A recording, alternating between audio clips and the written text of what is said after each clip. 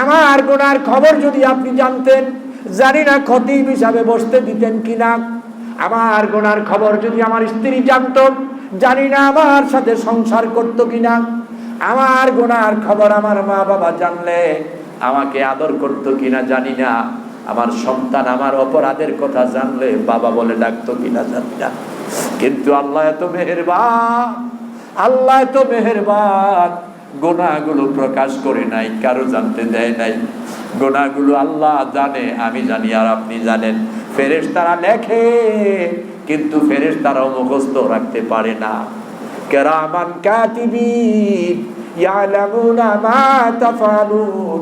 আপনার আমার কর্ম ফেরেশতারা লেখে, কিন্তু মুখস্থ করার অধিকার নাই, যেখানে থাকার অধিকার নাই, রাখেও না।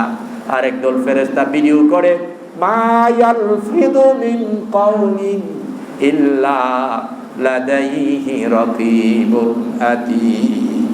আপনার আমার সব জীবনটা রেকর্ড হচ্ছে, কিন্তু এই রেকর্ড ফাঁকে ফেরেশতারা দেখতেও পারে না, দেখারও অধিকার নাই। জানে আমার আল্লাহ, জানি আমি, আমার আর আপনার পাপের কথা জানি আমি, আর জানে আমার আল্লাহ। আল্লাহ গোপন রাখলেন কেন? কাউরে জানতে দিল না কেন? বান্দা ফিরে আসবে, বান্দা তওবা করবে, তারে মাফ করে দেব। ক্ষমাই যদি করে দেই, লজ্জা দিয়া কোনো লাভ নাই। কোরআনের গান দিয়ে, হাদিসের আলোকে সত্য পথে যেন থাকি অবিচল। তোমার ছায়া তলে করগো কবুল প্রভু, তোমারে অধম বান্দাকে। এই জন্য আমার ভাইরা চাইবেন আল্লাহ তাআলার কাছে, আল্লাহ তাআলার কাছে। হাজার অপরাধের পরে, হাজার অন্যায়ের পরে বান্দা যখন আল্লাহরে আল্লাহ কইয়া ডাক দিয়ে আল্লাহর কাছে চায়, আল্লাহর তখন মায়া লাগে, আল্লাহর তখন দয়া লাগে। এই জন্য বান্দা আল্লাহকে ভুলে গেলে আল্লাহ কখনো বান্দাকে ভুলে যায় না। যে ব্যক্তি এক বেলা নামাজও পড়ে না, একটা রোজাও রাখে না, আল্লাহকে ডাকে না, শিরক বেদাত মদ জিনা এর অপরাধের মধ্যে লিপ্ত, আল্লাহর কসম ওই মানুষটার দিকে আল্লাহ তাকায়া তাকায়া তারে ডাক দেয়। ওই মানুষটাকে আল্লাহ ডাক দেয়, ইয়া ইবাদি লা তাকুনাতু মির রাহমাতিল্লাহ। ওরে আমার বান্দা, ও আমার বান্দি, আমার রহমত থেকে, আমার দয়া থেকে, আমার মায়া থেকে নৈরাশ হয়ে যাইস না। ইন্নাল্লাহ ইয়াগফিরুয যুনুবা জামিআ। নিশ্চয় আমি আল্লাহ সমস্ত গুনাহগুলো মাফ করে দেই। একটা গুনাহ বান্দা তোর জন্য আটকায় রাখি না। কারণ হলো ইন্নাহু হুয়াল গফুরুর রহিম। নিশ্চয় আমি আল্লাহ শুধু ক্ষমাশীল নয়, দয়ালু ক্ষমাশীল। শুধু ক্ষমা করি না, দয়া করে ক্ষমা করি। অতএব বান্দা নৈরাশ হয়ে যাইও না। অতএব আমার যুবক ভাইয়েরা ও আমার মা বোনেরা, কত মুসল্লি এই মসজিদে আছে, জুমা শুক্রবারে পড়ে, বাকি সময়ে নামাজও পড়ে না। কত মা বোন আছে দিন মানে না, পর্দা করে না। কত ভাই আছে নেশায় জড়িত, মিথ্যায় জড়িত, অপরাধের সাথে সম্পৃক্ত। আপনি আল্লাহর কাছে চলে আসছেন, আল্লাহর ঘরে, আল্লাহর ঘরে, আল্লাহর কাছে। কারণ আল্লাহ রাব্বুল আলামিন বলেছেন, বান্দা আমি আল্লাহরে তোরা যদি কাছে পাইতে চাস, ধনুকের তীরের, ধনুকের মধ্যে যখন তীর মারে, যখন ওই দুইটা মাথা যত কাছে আছে, আমি আল্লাহ এর চেয়ে আরো তোর কাছে। ওই কাছে কখন রে বান্দা পাবি? ওয়াসজুদ ওয়াক্তারিব, সেজদায় লুটে পড়, আমি আল্লাহর কাছে পাইয়া যাবি। ওরে আমার ভাইয়েরা, এই সেজদায় লুটে পড়ার জন্য আল্লাহর ঘরে, আল্লাহর কাছে, মসজিদে চলে আসছেন। প্রয়োজন শুধু ফিরে আসার, প্রয়োজন শুধু তওবা করার। আল্লাহ যত অপরাধ করেছি জীবনে আর করব না। কে কি অপরাধ করেছেন কেউ জানো, কারণ না জানো আপনি জানেন। আপনার গুনার খবর, আমার গুনার খবর যদি আপনি জানতেন, জানি না খতিব হিসাবে বসতে দিতেন কিনা। আমার গুনার খবর যদি আমার স্ত্রী জানতো, জানি না আমার সাথে সংসার করতো কিনা।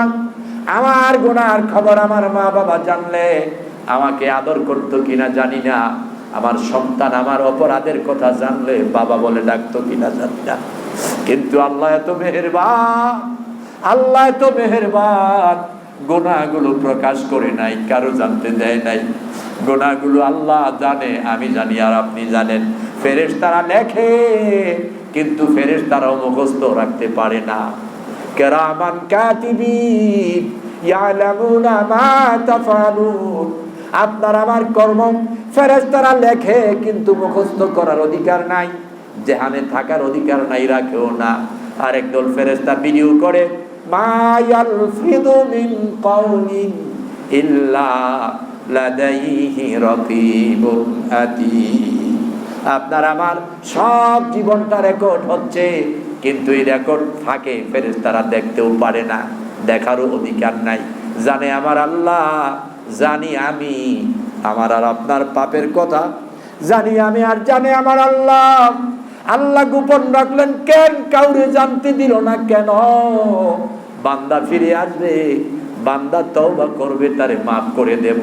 ক্ষমাই যদি করে দেই, লজ্জা দিয়া কোনো লাভ নাই।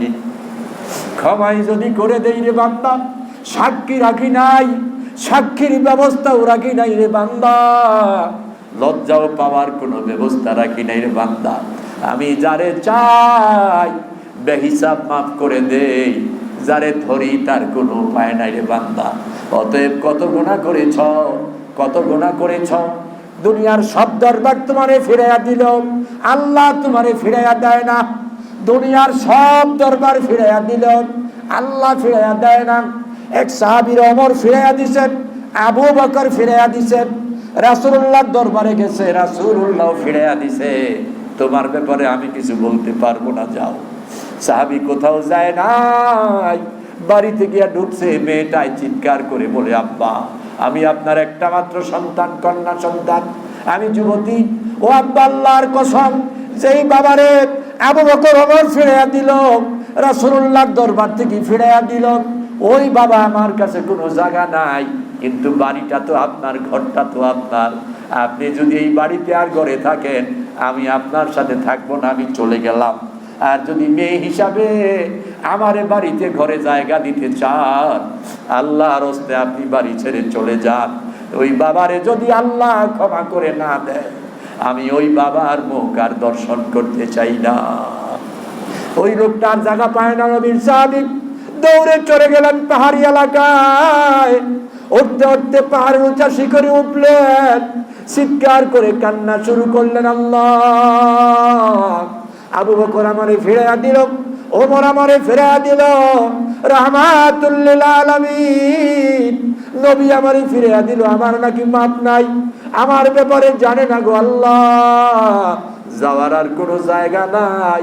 আমার বিশ্বাস নবী ফিরাইয়া দিতে পারে, তারা ফিরাইতে পারে।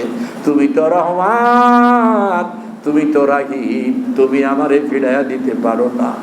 ও আল্লাহ, তুমি আমারে ফিরাইয়া দিবা না যতক্ষণ পর্যন্ত তুমি মাফ না করবা, আমি দুনিয়ার কোনো কিছু খাবো না, পান করবো না।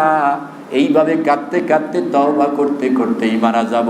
লোকটার চিৎকার আর সেজদার আওয়াজ, কান্নার আওয়াজ, ওই প্রাণীগুলা, উটগুলো মুখে ঘাস লাগায় না, কান্দেন। নবীর কাছে ওহী নাজিল হয়ে গেছে, নবী আপনার কাছে যে লোকটা এসেছিল, ওই লোকটা কোথায়, তারে কি দিয়া দিলেন? নবী বলেন, তার ব্যাপারে আমি জানি না, আল্লাহর কাছে কিছু বলি নাই, অপরাধটা বড়। আর জিবরাইল কয়, ও নবী আপনারে আল্লাহ পাঠাইছে মানুষগুলো আল্লাহ আপনার কাছে আনার জন্য, না ফিরাইয়া দিতে কয় আনার জন্য? ক্ষমা করার দায়িত্ব কি আপনার না আল্লাহর? কয় আল্লাহর। রহমান রহিম কি আপনি না আল্লাহ? নবীকে অবশ্যই রহমান রহিম আমার আল্লাহ। কয় তারে লোকটা কেন ফিরাইয়া দিলেন নবী? আল্লাহ বলছে লোকটারে ডাইকা নিয়ে আসেন, আর তারে জানায়া দেন আল্লাহ তার অপরাধগুলো মাফ করে দিয়েছে। নবী বলে, কোথায় আছে জানি না। ওই পাহাড়ের মধ্যে লোকটা কান্দে। নবী আবু বকর ওমরকে পাঠালেন, যাও নিয়ে আসো। ওরা গিয়া ডাকতেছে, দেখে চিৎকার করে কান্দে। ওই পাহাড়ি লোকেরা বলে, ভাই আবু বকর ওমর কে বুঝি না, কারে চিনি না, কিন্তু একটা লোক পাহাড়ের উপরে উঠে কান্দে। আল্লাহর কসম, ওর কান্নার আওয়াজে আমাদের ওট গোড়াগুলো মুখে ঘাস লাগায় না, আমাদের ছোট্ট ছোট্ট সন্তানগুলো মায়ের দুধ খায় না, এই লোকটারে নিয়ে যান, কেন কান্দে? আমাদের বিশ্বাস আল্লাহ তারে মাফ করে দিয়েছে। হযরত আবু বকর ওমর বলে, আল্লাহ নবীর কাছে ওহী পাঠাইছে তার ক্ষমার ঘোষণা দিয়া, তারে নিয়ে যাওয়ার জন্য আসছি। আবু বকর ওমর সালাম দিয়া ডাক দেয়, বলে না আমি যাব না, আমার আল্লাহ যতক্ষণ ক্ষমা না করবে। আবু বকর কান্দে, ওমর কান্দে আর বলে, ভাই মাথা উঠাও, আল্লাহ জিবরিল দিয়া ওহী পাঠাইছে, তোমারে মাফ করে দিছে। সাহাবীরা নিয়ে নবীর দরবারে হাজির হয়ে গেলেন। ফজরের জামাতের সময় আল্লাহর হাবিব ফজরের নামাজের প্রথম রাকাতটা পড়লেন, দ্বিতীয় রাকাতের মধ্যে সে শরীক হয়ে গেল। নবীজি পড়তেছেন কোরআনের আয়াত, লোকটা চিৎকার করে হাউমাউ করে কান্না শুরু করলো। তার কান্নায় মানুষের নামাজে যেন ক্ষতি হয়ে যায়, চাট করে পড়ে গেল। সালাম ফিরানের পরে নবীজি তার কাছে উঠে আসলেন। সাহাবীরা মাথায় পানি দেয়, সাত পাগুলা মেসেজ করে।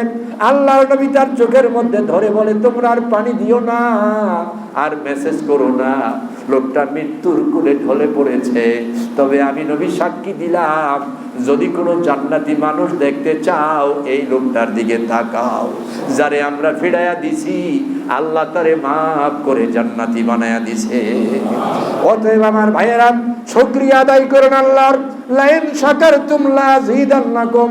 আমার প্রত্যেকটা সেকশনে প্রতিটি মানুষ, জনগণ থেকে শুরু করে রাষ্ট্রপ্রধান, প্রত্যেকটা মানুষ যদি আল্লাহর গোলামি করে অপরাধগুলো মনে করে আল্লাহর কাছে চায়, আল্লাহ ক্ষমাও করে দিবে, আবার রহমত বরকত দিয়াও ধন্য করে দিবে।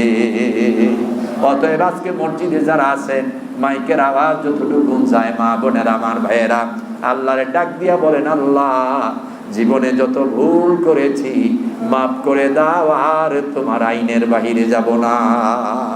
আল্লাহ আমাদের কবুল করুন বলি আমিন। আল্লাহ তাআলা আমাদেরকে মঞ্জুর করুন বলি আমিন।